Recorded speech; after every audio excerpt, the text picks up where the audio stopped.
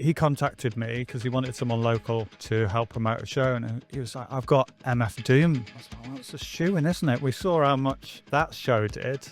It's a bit weird that the promoter's not picked it up. I lost virtually every single penny. It was bleak. I've tried to get sober a few times over the years, but it was always for the wrong reasons. And I had some really desperately low times, and I got myself into some really precarious situations. A couple of times I was hospitalized. I almost died once, but that still didn't stop me. What was the decision to move away from promoting? I put my first arena show on sale, and that had been my dream for, 15 years. And I put it on sale, and I felt nothing. And at the time, I was just like, again, just kicking myself. What have I been doing all this for? This was the big goal. This was the one, and I just felt nothing. I guess then the place to start is how you got started in music. I think like my story about music, like has always revolved around like going absolutely all in from the start. So as a kid, when I was 13, got my first CD player, and within 3 months I was at the record store every Saturday. I played in my first band at the age of 16, which is a bit of a rite of passage for anybody who works in the music industry. We toured a little bit around the Midlands. I remember a day when we thought we'd finally made it, when we got a gig at the Flapper in Birmingham, and we thought, we've done it. We made it. And then I went off to university as someone who was 19, didn't know what they wanted to do. So I ended up doing a law degree. So that was kind of like, pleasing your parents, trying to find something vocational. But I can read a law contract now, so it's pretty useful, man. Yeah. I'm still the guy that gets called a lawyer, even though I only did a 3-year degree. But in that time, I kind of got to really like express myself away from home for the first time. So the strokes were just breaking.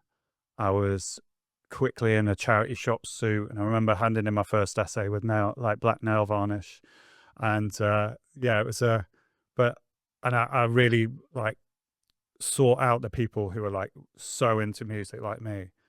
And then we started because I went to a small university. So I went to University of Exeter. So very much like an old red brick. So there weren't many folks like me that were really into stuff, but we did have the Exeter Cavern, and we just spent all our time there. And but there was still no one playing the music we loved. So we started a club night, ran it every other Monday, and started getting booked around the city to play other DJ events. So that was pretty exciting.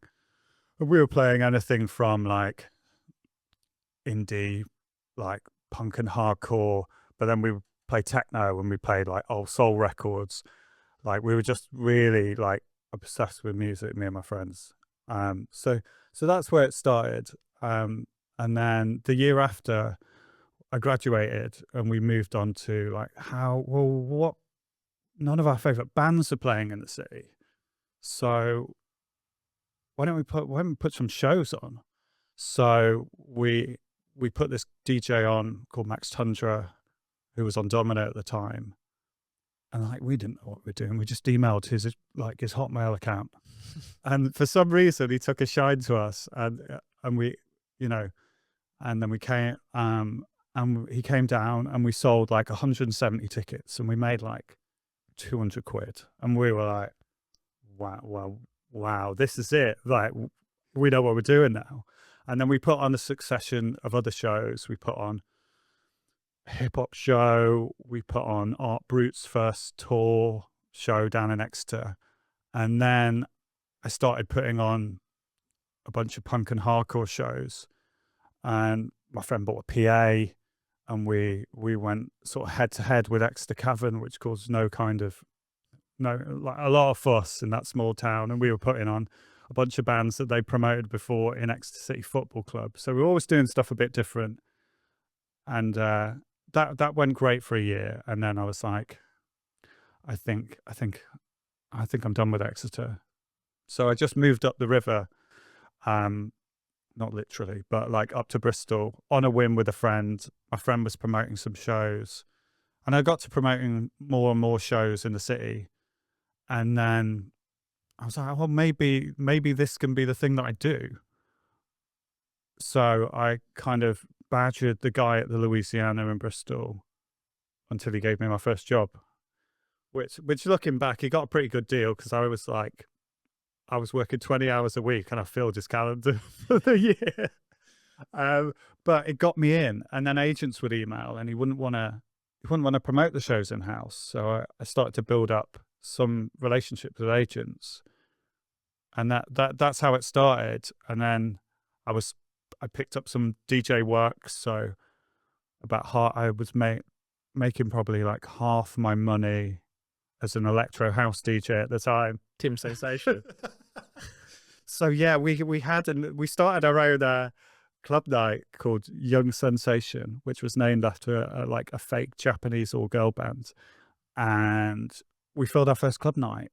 And then DHP moved to Bristol and reopened the Thekla, and I got some work there. And our nights died because the Thekla was just like this amazing venue on a boat.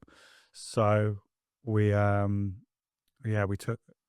so I got a bunch of work there, promoted a load of shows, and like that's how it really started. And I felt like whilst I was terrible at accounting, there was always like some money coming in and I could pay my rent. And I just really put more and more shows on. I was working all the time, which I definitely don't advocate for really now. But that kind of graft got me my first steps, and I started doing bigger shows. And eventually I actually took a job running this venue in Portsmouth for a summer, which was terrible. But whilst I was doing that, I had maybe 5 or 6 400 cap shows, and the Fleece had just reopened. So me and my friend ran those shows. He ran them on the night. We promoted them. I booked them. We promoted them together, and it led to like a job at the Fleece because they just reopened with like Chris, who owned the Fleece, had opened, but they didn't really have a promo team. And I think it was just like seeking out those opportunities, which I think has definitely been a thing that I've done right from the start. It's like, how do I get my first job at a venue? How do I get myself a job at a bigger venue? And I just proved myself by like good work. I think that's sort of a common theme in these podcasts, is that a lot of people, when they started, just had to sort of force their way in by doing it for free or volunteering or just booking their own shit and making it happen. Like, and when you're young, doing all those hours is achievable. Yeah, and it's fun, and you don't understand the kind of toll it's taking on you. Did you have a mentor at that point, or were you just making it up as you went? I had people that gave me a chance. So Megan, the Scalacci family at the Louisiana, gave me a chance when, I'd done a handful of decent selling shows. My first show at the Louisiana sold out, which obviously helped. And Chris at the Fleece, I think they just needed somebody in-house that could book and knew a variety of stuff. And I had proven that. I'd done heavy shows, I'd done acoustic shows, I did like Americana shows. He didn't want to give me a job because like at the time I was like chaos. I was not like in a great place in my own head, but I never let the work down. So I'm not sure if you can say this, but over that summer he called me, I was known as Tim the Cunt. but then he actually gave Tim the Cunt a job, so the rest is history with that one.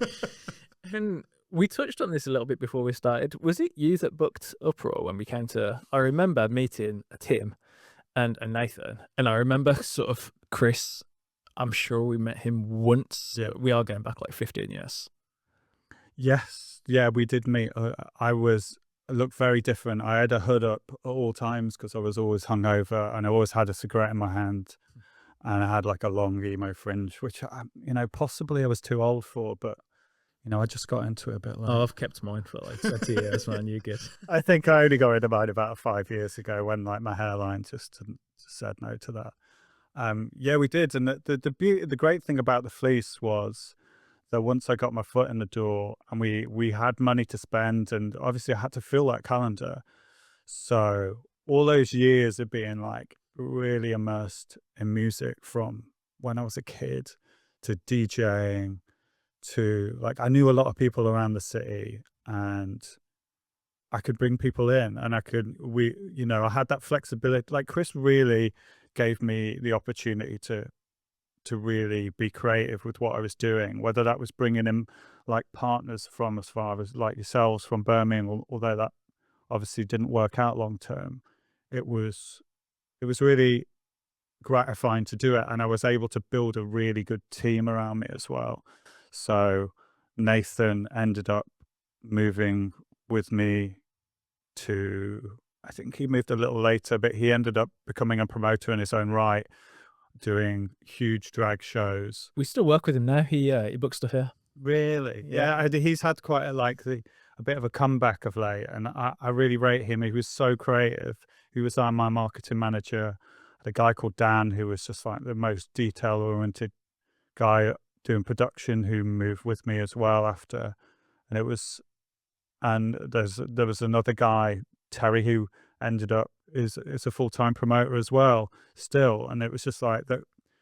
I just had that space to build a really good team of people who all had their own individual skills, and together we did amazingly well.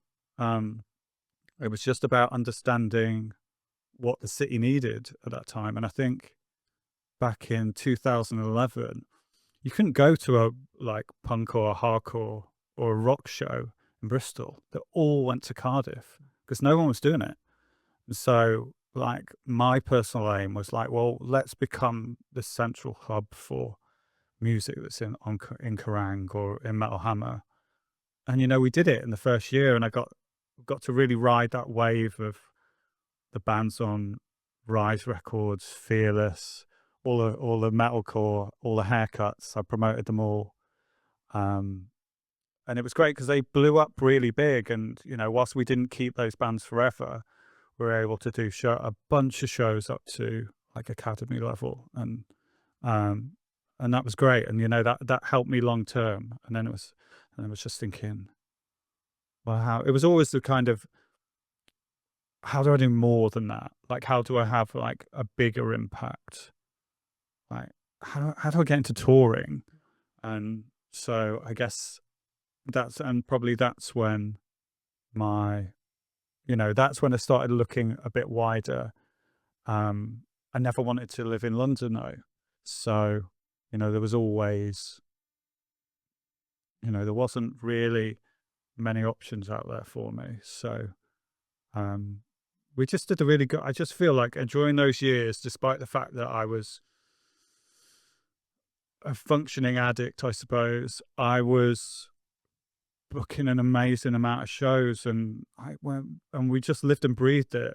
And it was just like a really exciting time, because you felt like you were really making a difference. And like the feedback, like the positive feedback we got was like something I'd never received before. Like, and I don't do it for that, but to feel like, oh, you're really bringing everything to Bristol. You see the same faces at every show, which I'm sure over time at UPRAWR and in Birmingham, you have the same. And it's just like, oh, we are the hub of this, I think certainly back then as well, there was a lot of excitement around that scene, and that sort of whole easycore, hardcore sort of, I don't know what you call it, like just genre and movement at the time was like very current and very like full of enthusiasm and just energy. Yeah, there was like that. There was nothing else happening like in the same way. I just felt like It was quite a small community as well. Like everyone felt like they knew each other. yeah, absolutely. And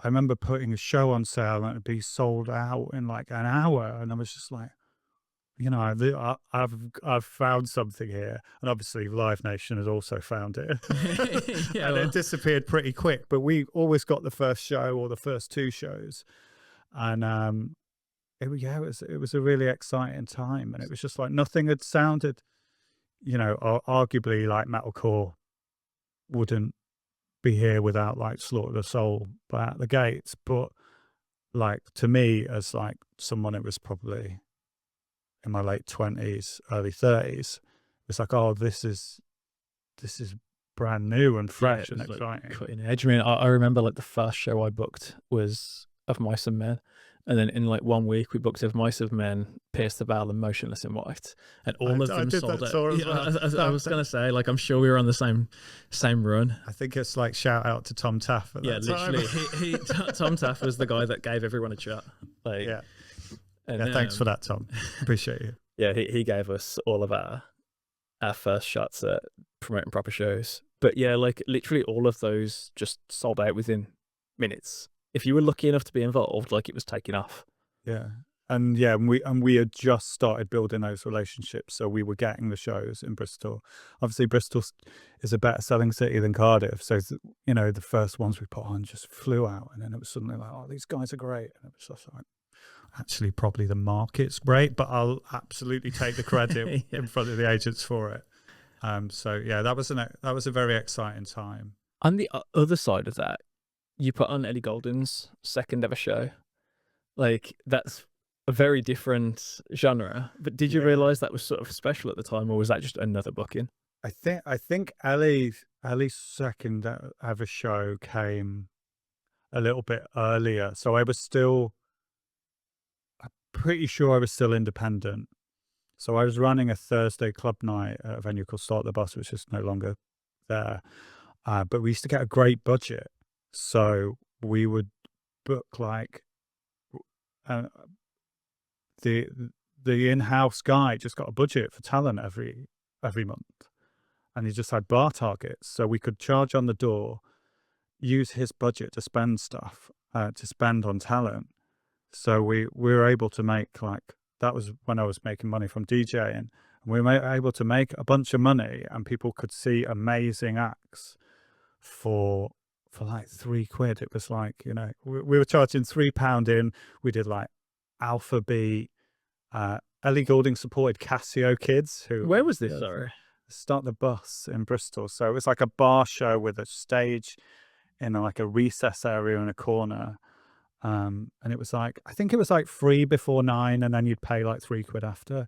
So we would just have these, and it was great being a promoter because we could take a chance on anything really early, and it would just like, and it would be rammed, and the bands would love it because the crowd's on top of them. It was like playing a basement show, like a hardcore show. Like, the stage was tiny, and we did tons of shows there, and it was super cool. Yeah, Ellie Goulding, like, I loved that first record. Like, it was when I was playing like synth pop at club nights, and when that was really sort of blowing up, and I loved that first record. So yeah, like, I think that was my sound of like about 18 months. So yeah, it's a very different show to the one you see Ellie Goulding play now. So she was playing acoustic guitar, but her vocals always been like really distinctive, and the songs on that first record I thought and still think are brilliant. So yeah, that was a cool one. Yeah, it was sort of about that time that I remember I did my first show at the Academy, and my parents had always been telling me, you know, like, when are you going to get a proper job, Tim? You know, you got a law degree.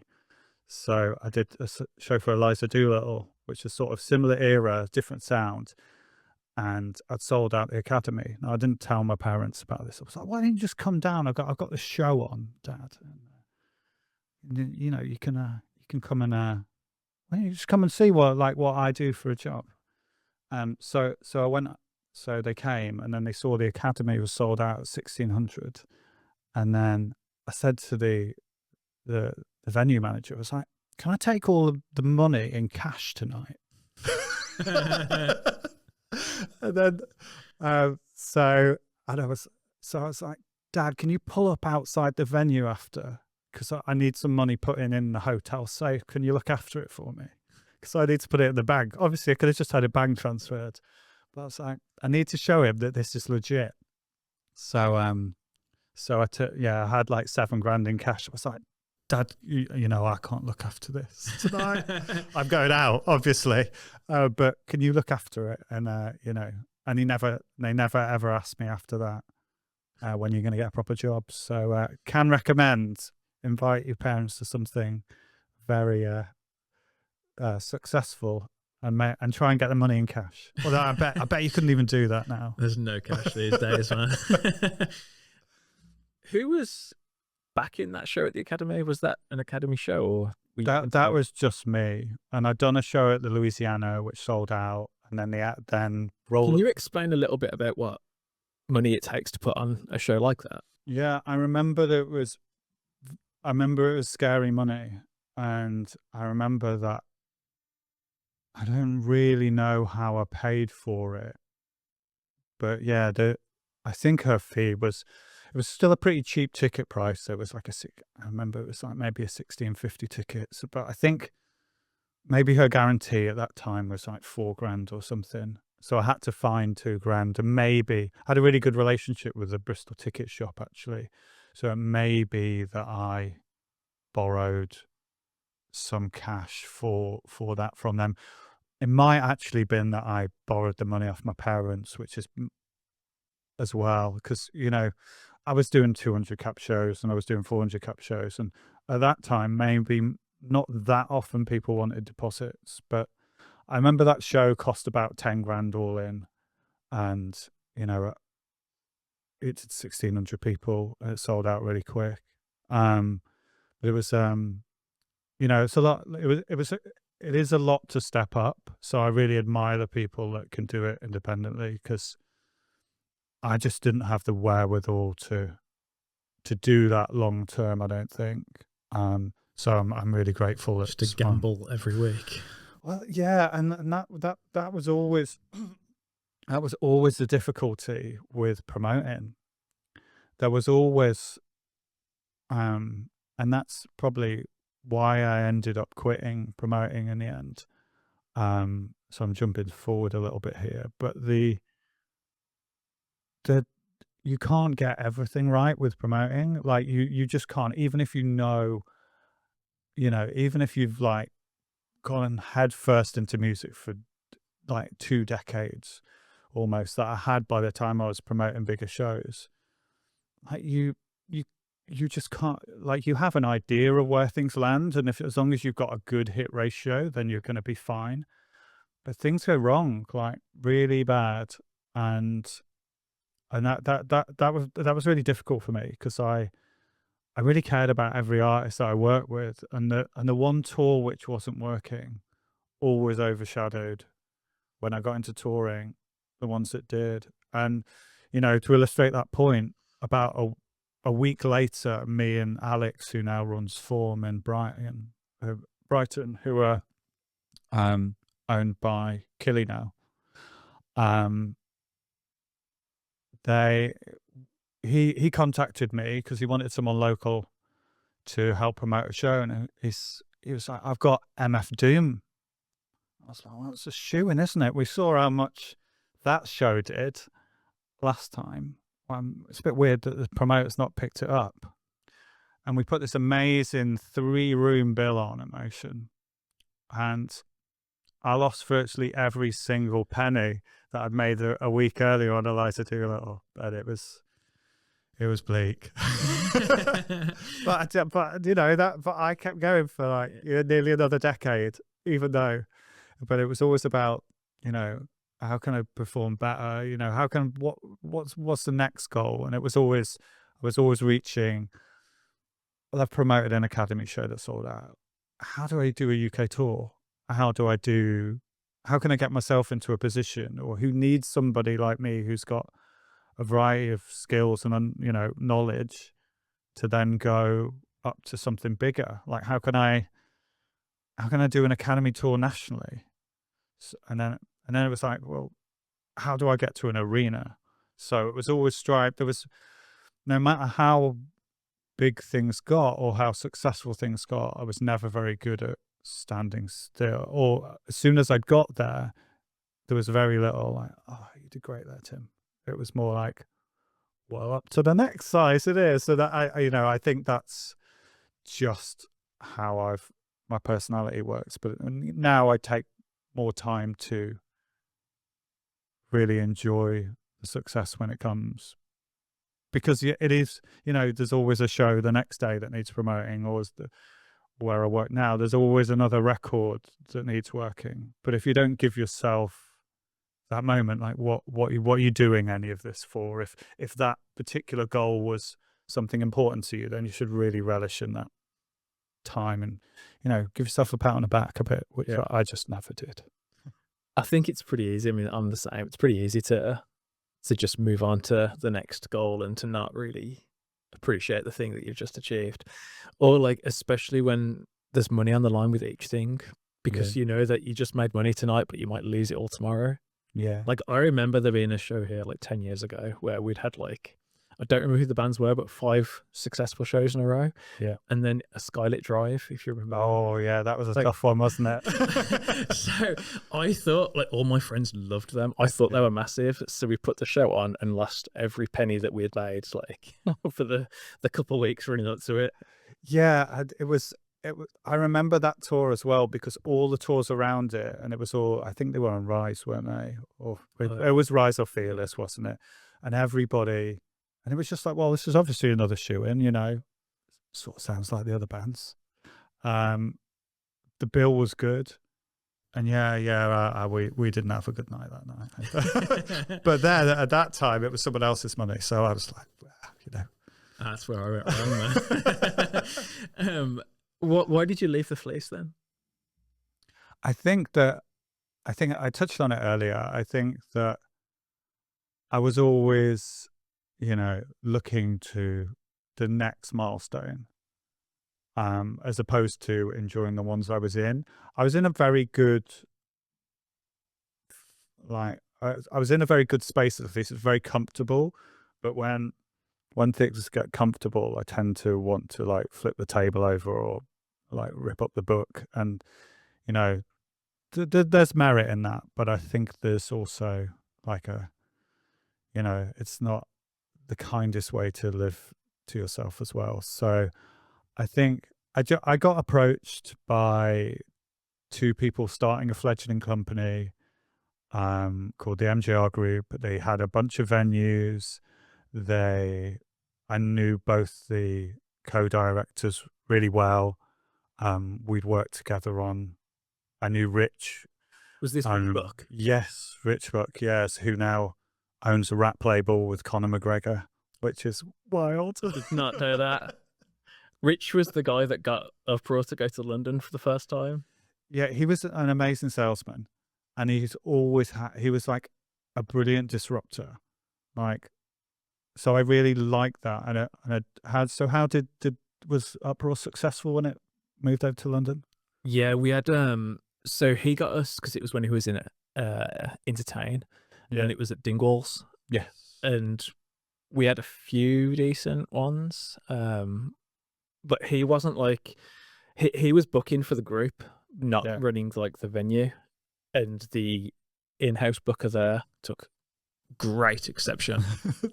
he did not want us there, so he sort of like run us out. It ended up not going very well there. We ended up having a massive row on one of the nights over a band that we'd booked, and we quit on the spot, announced on Facebook the next morning that we'd never go back, and then I think it took about 2 weeks to find another venue, which ended up being the Purple Turtle. Oh, you went to the Purple Turtle, and you were there for years, weren't you? Yeah, we were there for maybe 5 years. Yeah, I liked Rich because he was like had big ambitions and big ideas, and it felt a little bit like the doors to the national promoters were closed, because we were all living regionally. Rich maybe had moved to Bristol then. I think he had. Mike Jones lived in Wales, and then he was somewhere in Somerset, I think. And we weren't doing, they weren't doing things the way that other people were doing it, and they would acquire venues in interesting places, but make them a success. And it felt a little bit like they're both really disruptive promoters in the best way then. And it felt like a really exciting place to be. So yeah, I jumped at it really. And yeah, and then further venues came on board. The staff grew rapidly. And it was like really exciting for a time, because we knew we couldn't book a really big, new, exciting, buzzy act because one of the nationals had it. So it's like, well, what can we do to make that act ours? And then we've started packaging tours together. Like I saw there was a really big market in 10 years ago for like the Britpop stuff and the Brit rock stuff. So I knew I couldn't be Reef's promoter or the Wild Hearts promoter or TerraVision's promoter, but I probably could if I put them all together on a bill, and then should that go well, then I probably can. And everyone hated us in London because we were just doing this. We were people are very proud and and very protective of their acts as promoters, and we were sort of ripping up the rule book. I don't care how it works because I've been a national promoter before, and I want to work with all these bands. So that's the only way we can do it. Or if there was someone really big and they play 5 UK shows, we'd be like, well, I can offer you 30 shows. Like, why haven't you gone to a bunch of these markets when you could sell them out? And suddenly you've got a live business that used to be, it might be 5 major markets and then 6 or 8 B markets. Suddenly you've got somebody offering you like 30 shows in one go. And you might not get all the shows, but you would get some, and then you would sort of chip away and relationships. So it was really disruptive. But for a time it was really exciting because we were all pretty young. Like Rich was probably about 30, Mike was still in his 20s, I was in my early 30s. And we were like, well, I don't care how this game works because we're or how it has historically worked, because it doesn't work for us, so we're going to do it a different way. And I think some agents absolutely hated us, and loads of promoters hated us. And when things maybe didn't go so well later on because the company had overstretched, I think people were very happy to see that happen. But again, there were some really good people there. Nathan really came to the fore there, did some huge stuff, did the Drag World events in London, and really was one of the very early promoters to get into promoting drag over in the UK. And we all had that space to be whoever we wanted to be.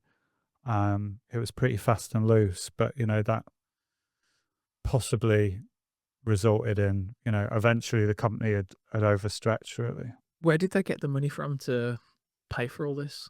Honestly, I actually don't know where they got it from. They had like a solid venue business in Cardiff, and they were making a decent turnover there. They had a solid venue business in Reading, and quickly they had like a reasonable like turnover business in Leamington. But they did seem to make some really interesting acquisitions, like the venue in Sheffield. Like, how can you compete with, obviously the Lead Mill is sadly closed in its current format. Like, how can you compete with that in Sheffield? You can't. It's an institution. But again, they didn't care what was an institution. It was like, well, we can make anywhere work, and they bought what is now XOYO Birmingham, which is working. Yeah. So I think they rolled it on cash for a long time, but it was there wasn't like huge investment from outside, not as far as I know. It's entirely possible that there was, but it was never something that was discussed.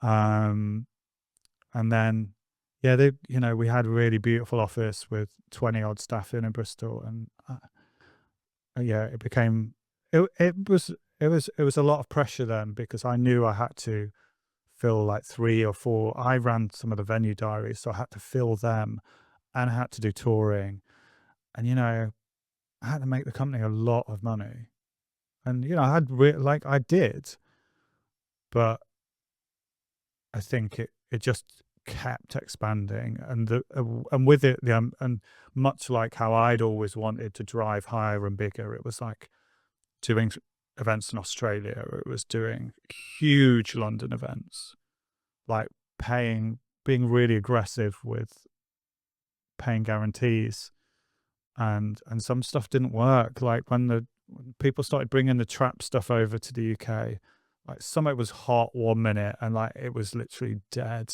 Yeah. like 3 months later, and I there was some sorry looking scorecards at the end of those tours. I guess one of the issues with promoting in general is that it's huge amounts to cash flow with often very little profit actually at the end. Yeah, especially at grassroots. It's incredible that these venues survive when you do a sold out show on an 80-20 deal and you're making 300 quid. Yeah. Like how can anybody survive, like promoter and all venue? Like it's a tribute to all the ones that are still here, that they've managed to be really creative in what they do or offer multiple things, because you can't just be it's very hard to be a mid-cap venue, so I'm sure you it's fucking difficult, man. What happened then with that coming to an end and them not paying people? It just got to a point, I think, where they'd overstretched the business to the point where it was like we couldn't keep up, or like the cash flow wasn't. And as soon as there were problems with cash flows, I'm sure, obviously, as soon as you're not paying people on time, you're out. And then you had to be more creative with the things you were booking, because you couldn't go to any of the main agents. And it just, we used to get a call. Yeah. Who do we have to pay this week? Who can wait a bit longer? And, the list would be long. And I just thought at that time, I've got to get out, because at some point, whilst I wasn't responsible for the company's finances, people put trust in you. So it's a people's business. It's a real relationship, isn't it? That's what you get in the show. Yeah. And that can break. And even if you had, if a venue goes under or something goes wrong on a show, the deal's still with you. So you've got to like uphold your side of it. Otherwise, ultimately, the choices you made that show not happen, or that artist not get paid. So yeah, it just became very, very difficult, and it was like the circle of trust was getting smaller, or like the walls were closing in. And I just felt at that time there was some great promoters here, and all in their own fields. Some have like other national promoter ambitions. Some are vehemently independent and want to stay there. There aren't many promoter jobs out there, so I've got to be the first one out. So yeah, I did. And I'd had a conversation maybe 2 years earlier with Connell at when Connell was at Metropolis, I think. But he'd started a company called Crosstown Concerts with Paul Hutton. They were two promoters who, when Metropolis got bought, they didn't want by Live Nation. They didn't want to go and work for Live Nation, so they set up independently. And I guess, we'd had a conversation where he'd invited me to join the company a few years earlier, and I remember it vividly because I was promoting Charlotte Church's Late Night Pop Dungeon, and I was like, I've still got things to do here. That project lasted one tour. It was amazing though.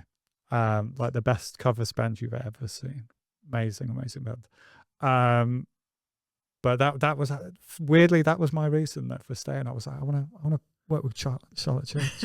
I had a nightmare with Charlotte Church in France. Like, it was probably 2011. Yeah. Like, we'd gone to meet him for the first time, Yeah. and I'm not sure how we met her, but we ended up spending, like, it was me and Lewis, if you remember, Yes. when he used to do the club with me. It was just like the three of us all night. She knows how to have a partner.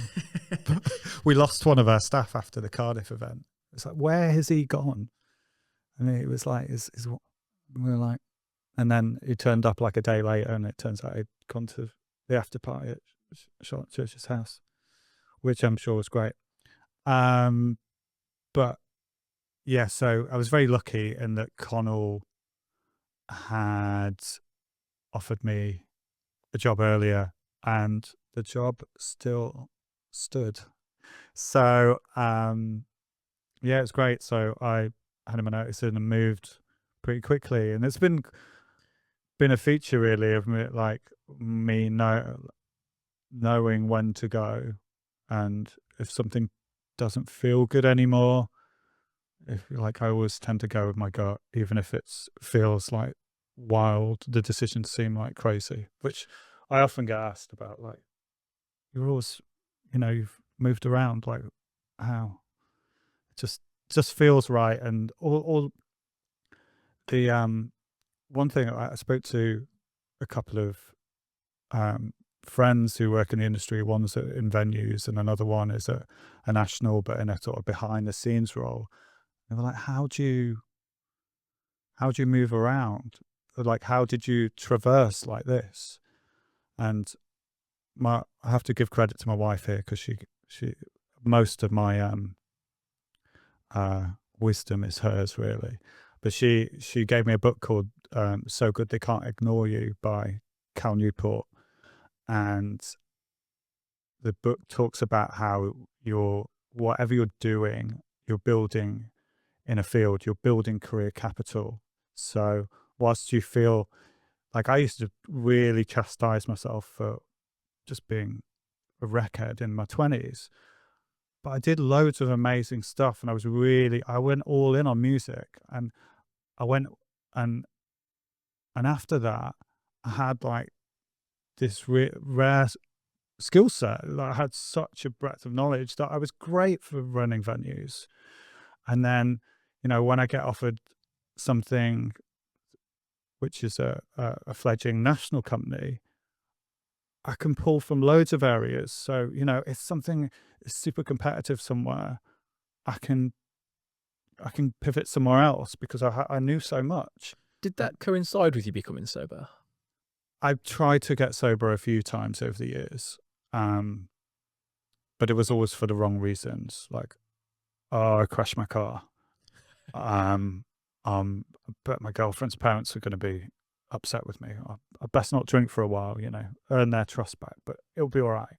So I never really wanted to, and I was only doing it like when you're in the grip of that, you can always excuse yourself, and you can always tell yourself nothing, this isn't a problem, and you become devious, I guess, and you work out, well, how can I, do that too?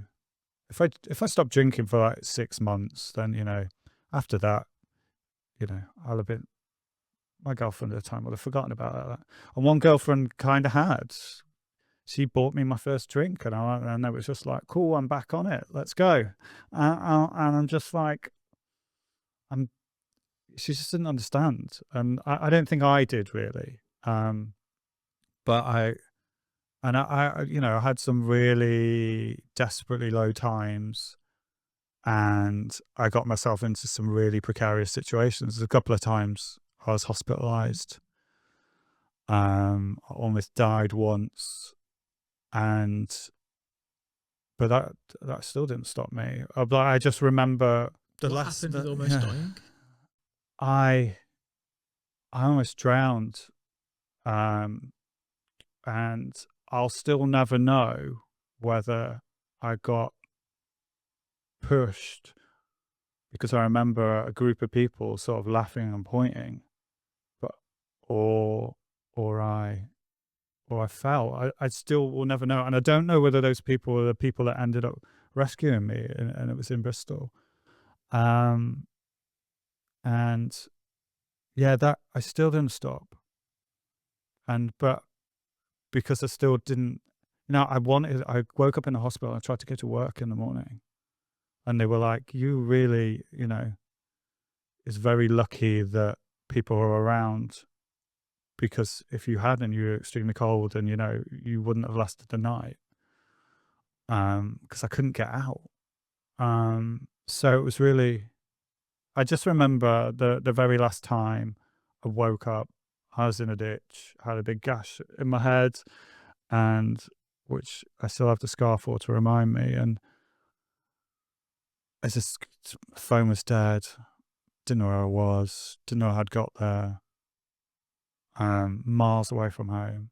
And I was just like, got myself on the bus and put my hood up because there was blood on my face. And I just thought, my girlfriend, who's now my wife, I think she was my fiance at the time, she was so worried. And I can't do this to her or me again. Like, she patched me up, and it was, I couldn't do that to her again, because I knew that I was going to lose the best thing in my whole life if I carried on being in that way. And I think, and also there was just a light switch when I was like, I look at what I've got. Like, why am I destroying myself? So yeah, that was the day I got sober. Was that a big night out, or was that just the usual? It was a typical night out, in that I met a friend for drinks, and then I was like, I mean, if you're in this kind of cycle of addiction, I was never like a day drinker. I was never like I had to drink all of the time. But once I started drinking, I couldn't really stop. So I remember meeting my old guitarist for a drink, because I played in bands whilst in Bristol as well. And I knew he had to go home. So I was like, and the hour before, I was all right, who's gonna be out around here? And then I'd find them, and then I'd find the next people, and then I vaguely remember getting a cab at some kind of time, and then I woke up in a ditch. So I think I tried to get into my house and I couldn't, but I just don't know. But this was the thing. Like, I was just in so much danger, because I was just like, I was not in control of myself at all. Not the amount I would drink, and not, I was blackout, and it became so regular that, when I got sober, I was like, yeah, it's like having an extra day in your week, or it's like, how did I do this? Like, work when I was wrecked all the time. Like, I was hungover all the time. I'd stopped smoking a bit earlier, but like I was like a cigarette and a coffee for breakfast, and like maybe I'd have lunch, and then might have some food, and then I'd be, be running a venue or like a show. And the problem with the live side of it is, it got to such a good size that, I'd have a call from my rep, like, what's on your rider tonight? And it would just be normal. Yeah. But the last few months, I remember I had a bunch of shows across town, and I was still drinking, but I had such anxiety, but it stopped being the thing that had taken the edge off and made those social situations easier for me. And now was so much more in my own head about how I was behaving, because I knew I wasn't exactly sober. So yeah, it was making it worse, but I still didn't have the wherewithal to, I just didn't understand. I just thought I was super anxious, but it was like, it was snowballing, really. And there was another amazing book that I read called Quiet by Susan Cain. And that was like pivotal, because I hadn't realized it, because I'd been behaving in a totally different way. But I'm an introvert, and I like focused conversations with one person. I like meaningful things in small groups. I don't love huge rooms of people.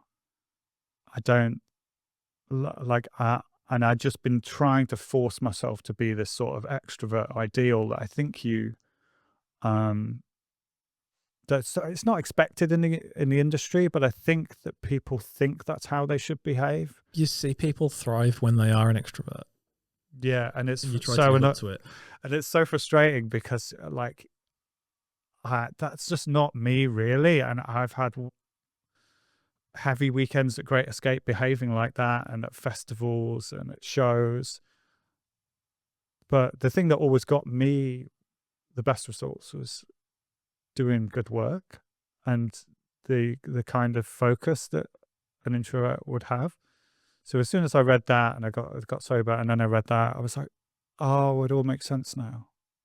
Like I don't have to behave like that. And it's it really gave me a real sense of the power of the introvert, and what my qualities are, and how I'd like lent into them by always caring about doing good work, and always being able to, I'm trying to think of the words, basically that I didn't need to act in a way that wasn't me and wasn't actually helping me ultimately. So did the quality of your work then increase being sober? Yeah, I just wake up every day, and so like I'm not an amazing sleeper, but I wake up refreshed. I can't imagine waking up with a hangover. Like Monday morning is never like, oh no, well, I shouldn't have been out on Sunday. Like I'm never out on Sunday, and it's awesome. I love staying at home. And I feel like I can make my best to make the best decisions for my job. I feel like I'm the best to show up in my relationship, and it was sad that a bunch of friends disappeared because of a whole relationship was built on drinking together. And it's cool to still see the people who like were the true friends that left out. But that's sort of stuck around, I should say. But the quality of work, like just the amount you can do in a day and the clarity you have, and that, something's not really hurting you in the same way that it would be if you're hungover coming down, because there's nothing worse than losing money and then waking up with a hangover. Do you know what I mean? No, you don't even feel like you can call Domino's yet, and it's you're going to be hungover for 3 days now because you're in your 30s, and there's just I just can't imagine a world where that's the thing anymore. I know that feeling, man, it's and brutal, isn't it? That's the reason I don't drink anymore.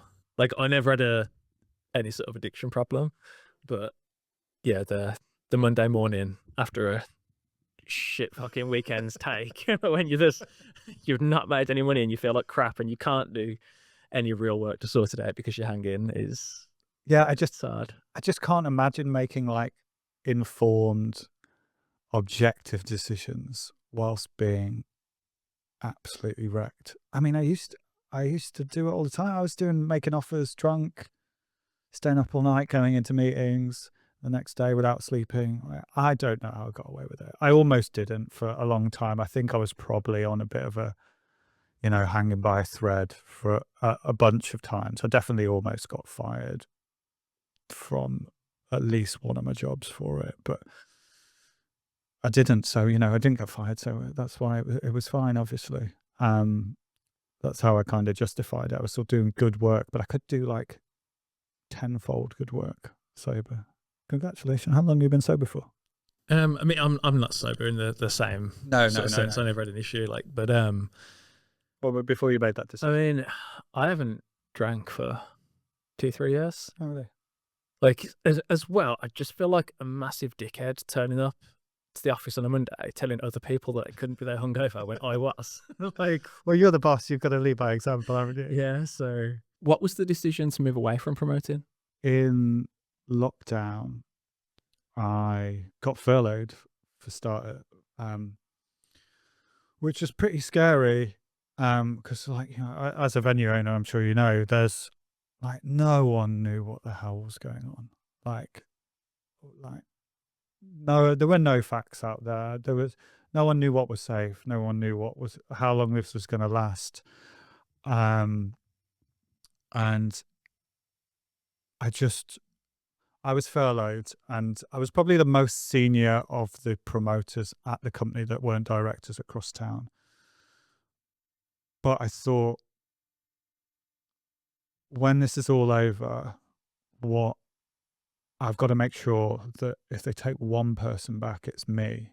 So I spent about 9 months retraining in digital marketing full time. So I'd get up as if I was going to work in the lockdown, and I'd work solidly, like as if it was my full-time job.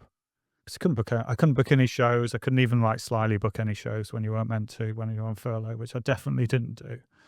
And I was just like, it was really important it was really important to me that because my wife is an independent musician, solo artist. She'd stopped touring actually, and she just launched a new solo project, and that stuff was going really well. And it was like a combination. And she's always been an inspiration to me. Her Pen Friend project she built up a subscription club. She launched a project in lockdown. She was making enough money to be absolutely fine, just off her core fan base, and she'd just done it in a really good way. And she's a great storyteller. Email marketing's great, and so it was really inspiring. So I'd retaught myself, mostly in digital ads, but I also learned from her in terms of tone of voice and email marketing. And that I quickly realized that promoters are mostly terrible at marketing, and I also became that really annoying promoter who knew, or thought he knew, more than the marketing team. Like, it's hard to say this, but I knew loads about digital ads, and it made me really think, am I working in a place that's not actually doing a brilliant job? And a lot of the promoters were working in the same ways, and they still do. And I thought, is this where I want to stay? And then Laura, for her first Pen Friend record, we started putting the album campaign together, and this was still in lockdown. And I ran all the digital ads. She did all the email marketing. We shot the videos together. And she did everything on social media and stuff like that. She built homes, website. She'd done everything. She's like a proper polymath. She's really amazing.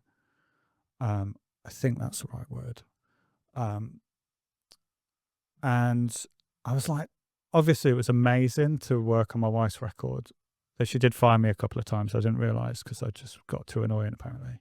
It was the lockdown, but we put that campaign together, and that record charted. It charted at number 24 on OCC. And I was like, this is really meaningful. Not just, obviously, it was my wife's project. Like, it was awesome that happened, and she'd done it totally without, she didn't get any radio, she didn't get any press. Like, that was the last time she spent any money on that. But we did it all by building an audience online, and she already had a core audience as well to support it. I thought that's way more meaningful. Like, we'd taken the project from she had, and I'd supported her from, an idea to a launch to a release. And I've been involved in some way all the way through, not in the creative side in terms of her record. She produced it herself. But it just felt like that's such a more meaningful way to be involved in music. So, because the problems I had with promoting were, it didn't, as I said before, it didn't matter how well every single tour was doing if one of them was doing shit. It just ruined everything, and it absolutely crushed me. But also, unless you're really at the top rung of promoting, you are really facilitating the creative ideas of others. Like, it was cool when I got to do funny B market stuff and promote artists in places they'd never been. I actually managed to find Frank Turner some places he'd never played in 2021. Was it just before lockdown? Just before lockdown, we got the shows in like Folkestone and Aylesbury, and obviously he's played, I don't know how many shows now, like 4,000 or something. And it was cool to be creative like that. But ultimately, he was just touring, and I was just giving him some cool ideas to get some shows. So it made me think, you know, if I can't, and I'd been promoting for a long time, I've been at 2 national companies, and then the door never felt open for me to really step up. Now, I don't know whether it would have ever at that time had I not wanted to go to London. Like, it feels like it's possible now if you don't live in London, but it didn't then. And I just felt like being involved in the whole life of a cycle, working on records, was like super meaningful to me. You're really building careers in a way that you're not unless you're in the conversations with the agent and the manager as a promoter, which I never was. So that like realization was kind of pretty big. And I think just before lockdown, or it might have been during lockdown, but we're sort of coming out, I put my first arena show on sale, DMAs. It was only Hull bonus arena, but I'm taking it. And that had been my dream for, I don't know, 15 years. And I put it on sale. I felt nothing. And I was like, what have I been? And at the time, I was just like, again, just kicking myself. What have I been doing all this for? This was the big goal. This was the one. And I just felt nothing. And then I was doing like big broadcast events for the likes of Bellowhead. We did like a huge broadcast event during lockdown, and it was like 9,000 tickets sold. It was one of the biggest event I've ever done. There was like an estimated audience of like 25,000 because people were watching it on telly. We did Gary Newman's Intruder album premiere, and these were really cool. But then I was sort of running the digital marketing on this, and we were being more creative. So I was getting a little bit back from that, but it just didn't feel like enough. And I knew I'd have to go back to that at some point because it felt like the world was opening up, or, you know, the worst of it was over. So, yeah, that's why I ended up leaving. So yeah, I saw a job advert for Earache. I taught myself out of it, and then at the last minute, my awesome wife was like, "You should really apply for that, Tim." Where was the job ad? I think I saw it on it was either Music Week or it was Music Business Worldwide or one of them, or maybe it was on LinkedIn. Not sure. But I just applied at 6:00 on the last day, and I got an interview, and me and Digby chatted for ages and ages, and I was like, "Oh, this guy really likes me. Maybe I'll get this job." And it was weird because I'd helped Laura on 2 records. I didn't have any experience at all. I'd obviously been selling a lot of things for a long time. And it's, you know, having read that Cal Newport book made me think, well, I've got I actually do have transferable skills here. It's just whether someone's going to you know, there was the ex-head of Roadrunner Europe applied. Like, why would you pick me? Like, I put 2 records out. Well, I helped my wife. Sorry, let me get this right. I helped my wife put 2 records out. Yeah. So, but I got the job, and it was there's a lot to learn very quick, but it was also it was a great place where I was given, like, because Earache again is just a little cottage industry of a label with a sole director, and I was given quite a lot of flexibility to be creative in how we do things, and I think that worked really well. What was your sort of day-to-day in what you're having to do there? The team was small, so I guess I was in charge of. I was the first point of contact with any of the artists and managers. So whether did probably half the signings, which were mostly had come from director level down. Like, I want to sign these guys, go and get them. Is there anything at Earache that doesn't come like that? There were 2 acts that I signed, one of which, well, they both did really well. Chris Barris, I knew he was going to come out of his deal with Mascot, and we got the deal done because I knew that would really work for Digby Earache. It's really down with the kind of sound that he really likes these days. And then I signed Alt Black Era, which was quite a curveball, but the history has a history of supporting Nottingham talent, and things blew up. It was really like the amount of stuff that happened on that first cycle was huge, and and that was such a learning curve for us with streaming, TV, and the campaign went brilliantly well. So I'm very proud of how both those 2 went, but very much it's a label dictated by a single director's taste, which I think is probably symptomatic of most of those companies. You have an eccentric genius at the top, and they pick their vans, and you have to go out and get them. But day to day, so there was building. Had a great team under me, so I'd be responsible for kind of putting together the team, the external teams that we would work with, campaign structure, how it fit into the year. I ran all the email marketing myself because I just felt passionate about that, and I feel like every label newsletter is really boring because it just reads like an ad. So I just write to people in the first person. It was really nice, and I had that kind of actual back and forth with fans. Then it was just like like I wouldn't do day to day on booking the videographers or booking people in, but I would sort of be responsible for overall strategy. I'd be the person to get stuff signed off. I'd do some of the signings. One of the guys in the US would do the rest. And then we were just very, I do a bunch of stuff on catalog. So it's like, how do we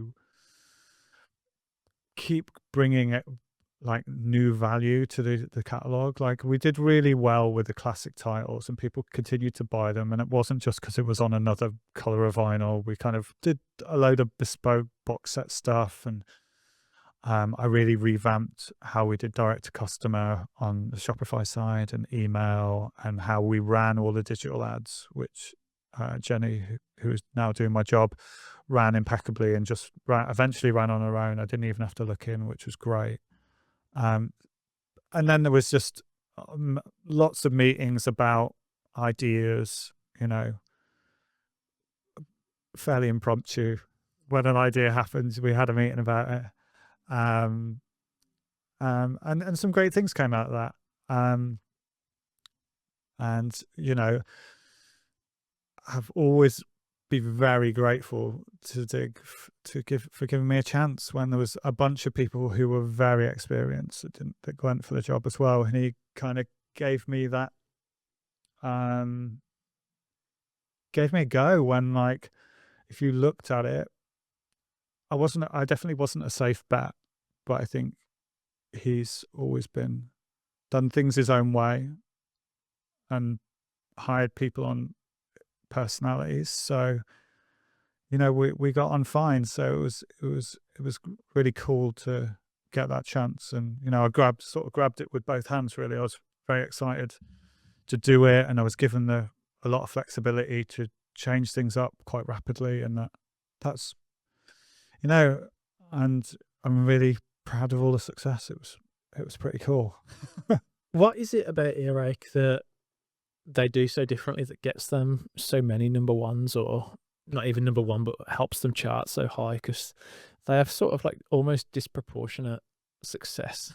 So I think Earache's always had a mail order business since the 90s. It was kind of very early in that, because it was literally Digby in his bed sending records out. So they've always had a focus on direct to customer business. And when you've been selling direct to customer for like 30 years, you've got this huge mailing list.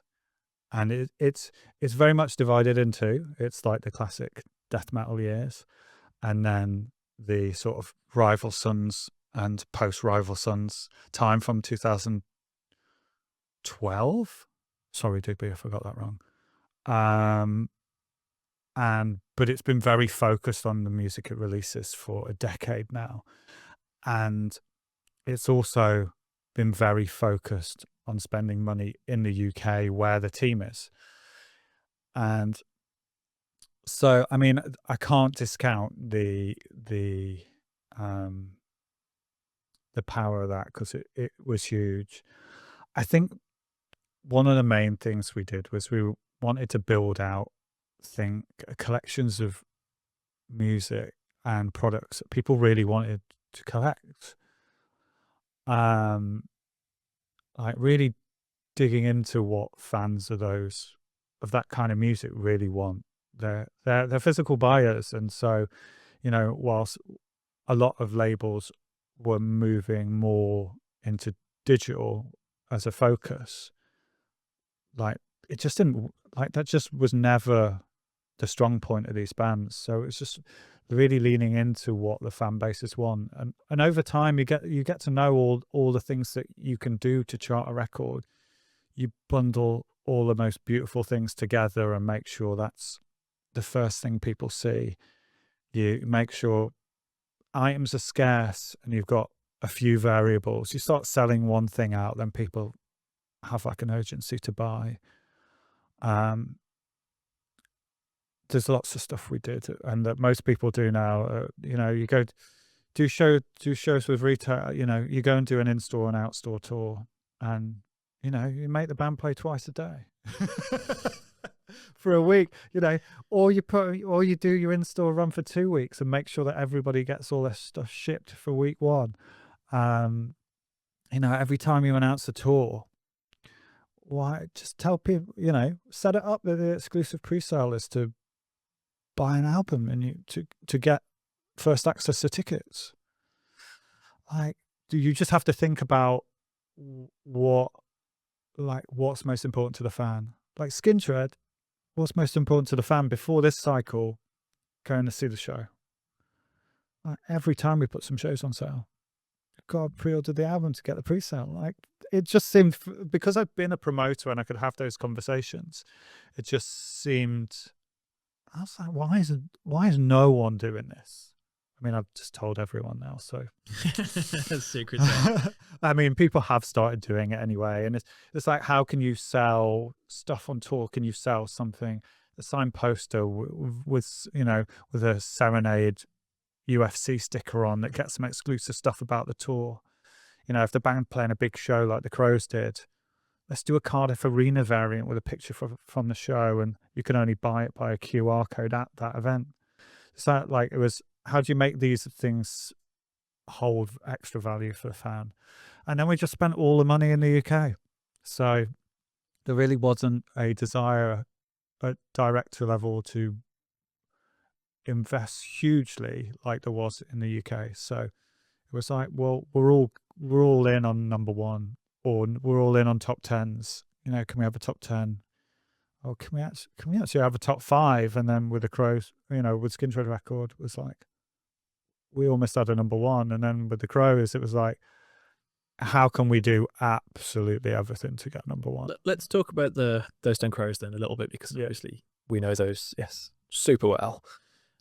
Published them for years, and my dad obviously managed them when they were signed to you. Yeah.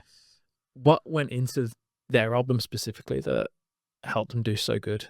I think they have just they have this uncanny knack of like the fans love them, and I can't pinpoint it to one thing. I think their like podcast during lockdown was like a real solace for people, and it was really human. They like, I think Shane's the best rock vocalist in the UK. I think he's got a band that like entirely plays for the song. There's no guitarist overplaying anywhere. And I just think that sets them apart, because that's probably the only British rock band who are like songwriter led. And I think you can really hear that is like really sets them apart for me as like someone who was a vocalist and a songwriter in bands and who used to write in their own spare time. Like, for me, it's all about the song, and his vocal is immaculate. And I think I just think we knew we had a shot.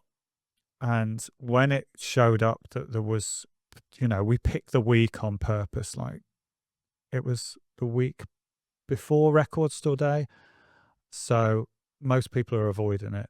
I actually wanted to release it the week after, but then Taylor Swift re-released her album on CD, so we'd have been fucked if that had happened. Yeah. So I'm glad that I was overruled on that. Picking a great release week, like doing it. They wanted to play an underplay tour before they went big on the album tour. I mean, it's perfect for me to get bands to pre-order the album to get access to these tickets. So we did that and sold tons of tickets. But, the band were absolutely up for everything. And Ryan their manager, was full of ideas. We surprise dropped a full band acoustic performance in release week, which we'd had pencil for a long time, but they didn't want to do it. And then suddenly it was like the midweeks. We're like, we literally have to put this on sale now. Thanks to the guys for doing that. It helped.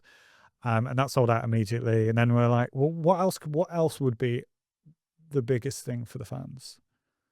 Well, get the band to play at their house. And that was the band management idea. We just facilitated it. So I quickly scratched my head and worked out how to write build a chart compliant landing page for this with a no purchase necessary, which I did in like a couple of hours. Very proud of that. I'm not techy at all. Got that signed off, and then we were like, well, it was sort of like a raffle, but you didn't have to buy. No purchase necessary if you don't want to, but we're going for the charts, right?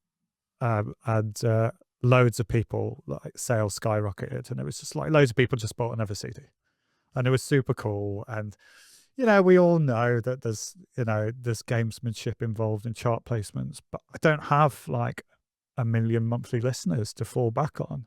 And as the charts, the equivalent streams to equal a sale is the same as it was in 2017. Yeah, the amount of people streaming is vastly increased. So for these bands, it just makes it harder. So we just have to be more creative, and that was the cool thing about Earache. I could be super creative, and yeah, we pulled out absolutely every stop then. So, but it was a beautiful note to go out on. I guess that shows that if you've got a band that really just wants to genuinely put in the work, it makes a huge difference. You know what I like as well is every time they play, he introduces them all on stage. Yeah. So everyone knows all the names of the members of the band, which automatically makes them think that they know them. Yeah, and I love the fact that there's like such camaraderie as well when he does it. It's not like I got to do this now. It's like these are my boys. Like, introduce them. Yeah. I love also, and I used to hate it, sorry guys, how they have this sort of like cheesy intro which says "We are those damn crows," and we do it again at the end. But everybody knows. You go and watch a Those Damn Crows show, you know who that band is. So headline or support or festival, everyone goes away not knowing the band name because he's sung his heart out. Yeah. He's sung that at you with all of his heart. Yeah, I agree, man. That is pretty cheesy, but it works really well. I love the fact they could get away with that. I read the series for the first time and I was like, are you fucking kidding? I think that's purely down to his voice. I love it now though. If he wasn't such a good singer, he wouldn't pull it off. But I think how brilliant his voice is allows it. Yeah. Why is it that you finished with that album and left? I think I'd come to realize that like my aspirations didn't really align with the label anymore.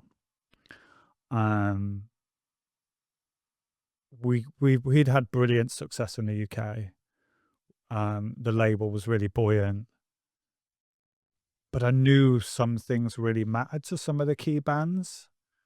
Like the Crows wanted to crack America or have a go, and I just never had the money or the sign off for us to do that. And I just felt like that campaign was kind of bittersweet because it was like we crushed it in the UK and they're making really good strides in Germany and other bits of Europe, and I'm really proud of what we did there. It's just a hole that I knew like ultimately was really important to them, so I felt like I couldn't deliver the campaign they wanted. Now it's not my job as the head of label to deliver a campaign exactly to the band's spec. Like I know that, and I know that they I work for the label. I'm there to make the label money ultimately. But I just felt that we'd had the biggest success with that band we could have possibly had in the UK. And that band's not a huge band yet. And I knew we were going to lose them. And I just thought, you know, after a #1 record, and I loved working with loads of bands on that roster. But what else can I, like, what, it feels a bit callous, but what's left to do? It seems like it's quite well established in the label that there's no intention of breaking America or really pursuing outside of the UK. And I absolutely respect Dig after almost 40 years. I think it's 40 years next year. He knows what he wants to do with that label now, and I think it's clear when people come on board what that label can do, and they have a brilliant set of staff like Jenny and Dan who are collectively doing my job now. Both brilliant, and all the way down, all the staff are great. But I just don't think there is that ambition there at director level to do that. But I think it's clear now to everybody, you know, you sign to Earache, you're going to do great in the UK, and you'll start to make some moves in Europe as well. There has been some American bands that have been signed. Like, I don't know how they're doing. There's a very US-centric campaign happening at the moment, which I had to leave at the start. But I just think, I guess Earache knows its strengths and doesn't really need to do any more than that. So, but you know, if you're a big anthemic rock band, you've got to have a go at America, haven't you? You've got to try, you know. So yeah, I totally respect their decision, and I think they'll do great things wherever they go. What's your ambitions then with moving to Frontiers? I was really excited when I saw the launch of these 2 new imprints. So they've, in the last 18 months, so they have a metal imprint called Black to Black and a more alternative imprint, I guess, called FLG. Can you explain what an imprint is? Yeah, of course. So that is like a sub-label, I suppose. Like it's run in exactly the same way, but the artists are grouped under a specific banner, I guess. That's the simplest way of saying it. But they signed Megadeth, and you know, I had a picture of you know, of the big four on my wall when I was a kid. I wasn't like a thrash kid through and through, but like, I don't know. When I saw that, and I was like, I could be running a campaign globally for Megadeth. I was like, you know, I mean, it's got to be exciting. You know, I could have a number one in like 25 countries, maybe, if I do it right, if I do it well. And I'd also seen that they'd signed, on the alternative imprint, they'd signed some really exciting bands as well. Skunk Anansie, or a band from my youth. I remember seeing them as a kid, the Wolfren or the Civic and Wolves, on the first record, I think.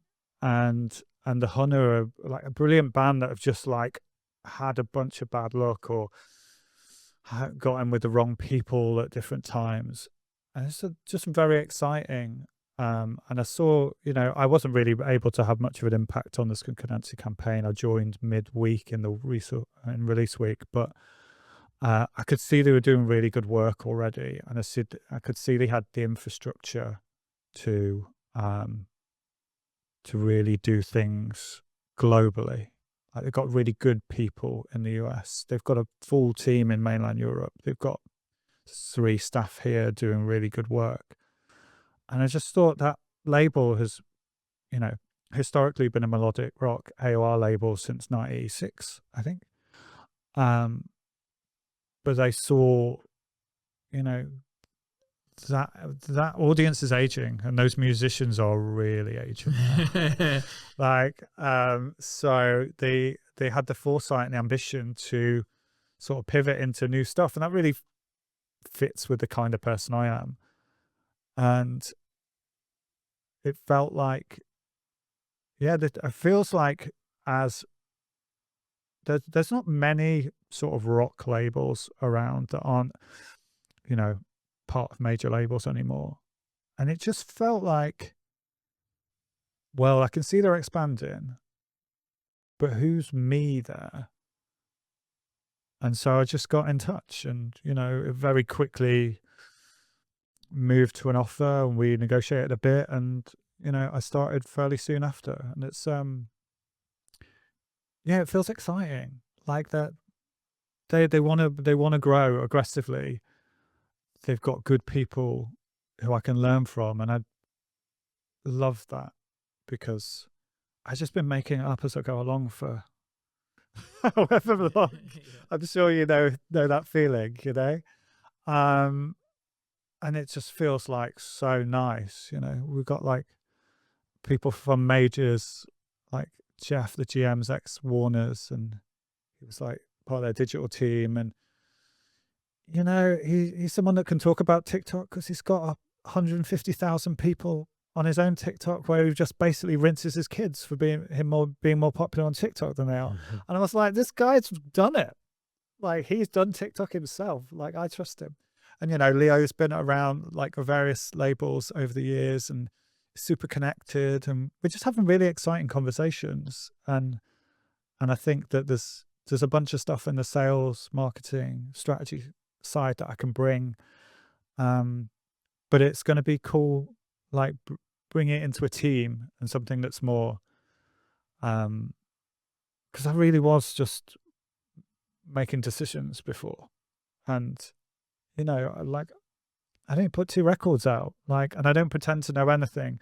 And it will be like a joy to get to know how this company works, what areas need improving, what I can learn, like, you know, global stuff that I just didn't have the budget or time to do before. Like, you know, how do I sell the most records in France or Poland, you know? Like, I'm having these conversations, and it's exciting. I'm learning so much on the job, like, all the time. It just means that every time that we forecast an album, I just want so much money for marketing. I was like, well, now I've got to show it in like 10 places, guys. Like, you know, I show me the money. Yeah, when you know which conversation is sort of ongoing about that. But yeah, it's very exciting. And yeah, Megadeth. Wow. It's if I'd have told myself that when I was 13, Little Tim would not have believed me at all.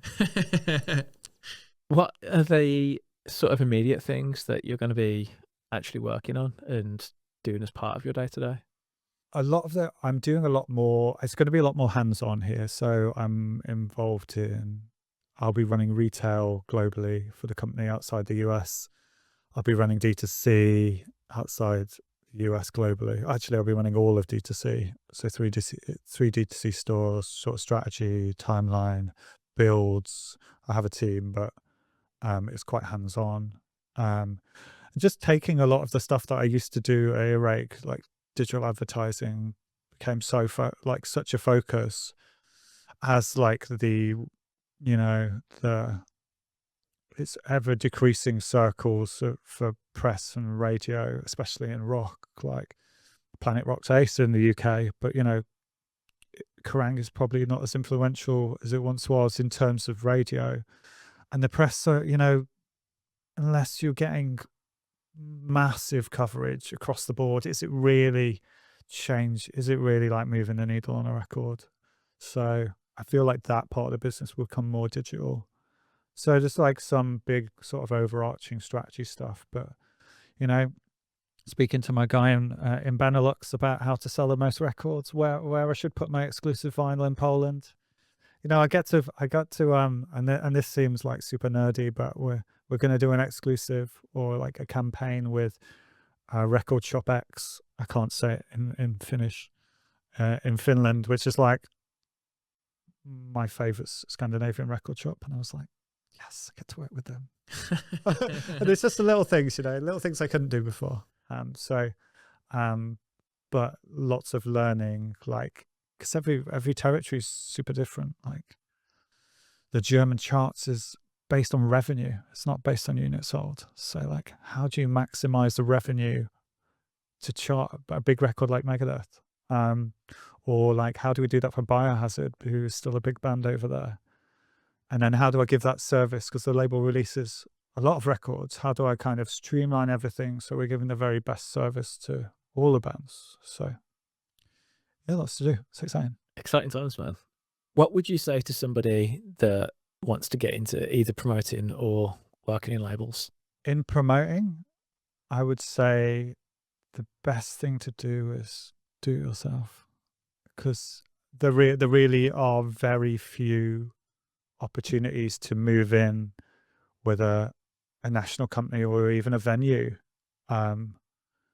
Correct me if I'm wrong. Like, you know, how like an 18-year-old kid, like I just put shows on because I loved it and I felt like I had there was a gap in the market at every place that I went. You know, an 18-year-old kid knows more about how youth culture absorbs music than me. Like you're ahead of the curve because you're living in it. And I just think that you can be first, because, you know, most of the national promoters are my age. Like that, you know, you can do that first regional show and, you know, you can build that reputation up as long as you always be sober at the shows. Don't drink at the shows. As long as you like pay stuff on time, like never, like only spend what you can afford to lose. All the things that I did not do.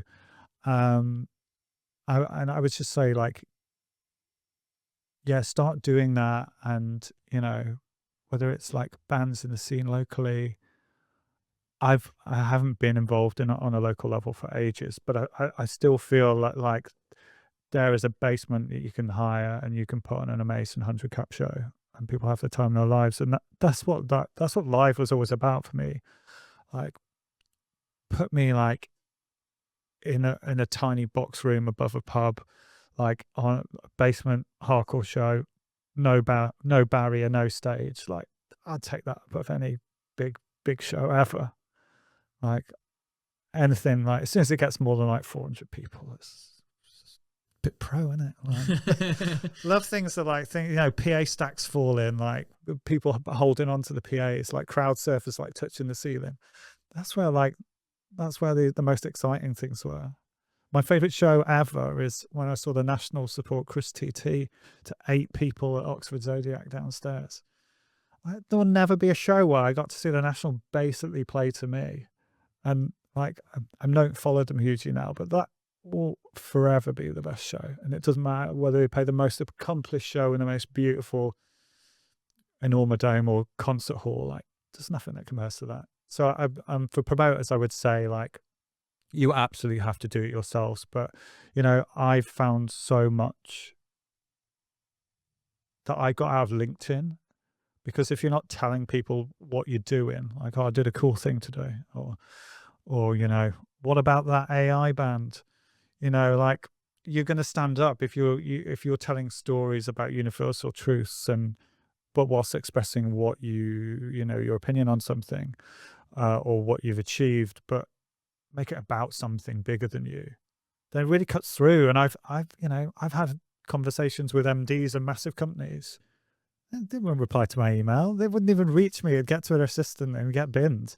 But, you know, I had chats with, like, really senior people, and it really, like, democratizes things. Like, if any, like, young person, like, was to find me and ask me some questions, I'd absolutely have a call with them.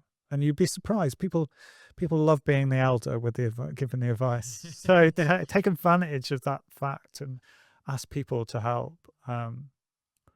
Because the good people will get back to you. And, you know, when they need somebody to rep a show locally or do something, that could be you. And I think if you keep showing up and doing good work, I think only good things can happen. And I've behaved and done loads of things that aren't that, but I think it's like everything that's happened to me is because I've shown up and I've done good work, and everything I've done got me to the next thing. So it was building that knowledge and that career capital over that time, and understanding sales and marketing, which meant I could sort of move towards label work.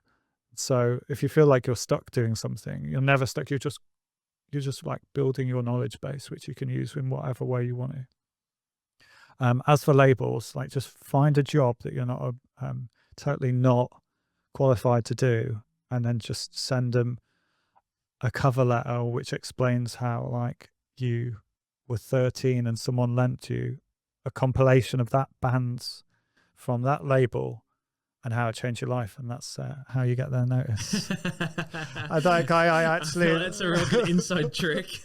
Honestly, like, just tell us, like, how often have you ever read a CV for you where someone has told you a story, but it somehow pulls back into what that job is? Like, I always go for stories, and I'm always like 13 or 14. They're always true, but it's how that pulls back into this thing. And it's just like, I'm writing the first person, because they never get a CV like that. They'll at least read it. In terms of label work, I mean, like, lots of labels aren't even working in offices now, so it is super tricky. There are some major label intern stuff. Again, I would just contact people, tell them a story. Like, every job I've got, I've told them a story. And I thank my very wise and awesome wife for teaching me about storytelling. And probably the questions about things like, why didn't MGR pay anyone, was because I wrote a story on LinkedIn. You know, no one would know that to ask in this question if I hadn't have told you already. So yeah, like, make something, tell something exciting that relates to the company and tells a universal truth, but is yours, really. And it makes you stand up. Awesome. Before we finish, is there anything you wanted to promote? So we touched on my sobriety before, and I have started writing a sobriety newsletter called Sober Living in the Music Industry. So you can find that at soberlivinginthemusicindustry.substack.com. I apologize if I haven't written for a while, but I've been moving jobs, you know. But it's hopefully there's something, if you are, like, struggling, or you are, you know, looking to, you know, you're curious about living in a more intentional way without alcohol, then this is someone, and you are also working music. You know, I've done that stuff, and I hope that writing can help you. Thank you, man. We'll put the links into the description. Cool. We'll share it on social media as well if you want to drop us something to share. Cool. Thank you to everyone that's listened. If you want to watch us, we're on YouTube. Please follow, rate, and review. Please follow, rate, and review wherever you get your podcasts, and we'll catch you next time. Thank you, guys.